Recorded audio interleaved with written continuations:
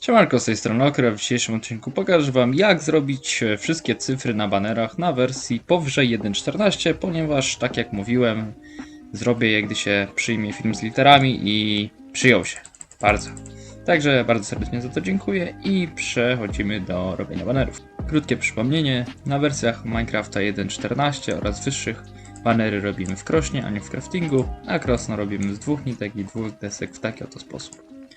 Dobra, także zacznijmy sobie od zera i jeszcze tylko krótkie przypomnienie, jak robi się baner w krośnie. Tutaj dajecie swój baner, tutaj barwnik, a w tym miejscu dajecie wzór specjalny, ale spokojnie, nie będzie on potrzebny w cyfrach. Także do usłyszenia na końcu odcinka.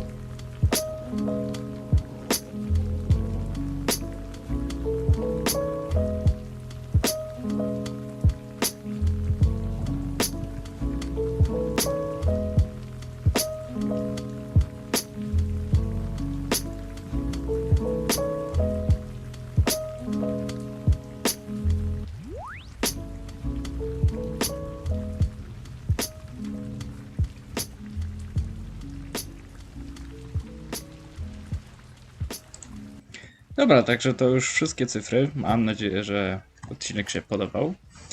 Tak się one prezentują, a jeżeli nie pamiętacie, jak się robi litery, to zapraszam Was do odcinka, który już nagrałem. I to na wersję plus 14 i to na wersję poniżej. Także to chyba tyle z tego odcinka. Jeszcze raz mam nadzieję, że się Wam odcinek podobał. I tyle. Trzymajcie się. Cześć.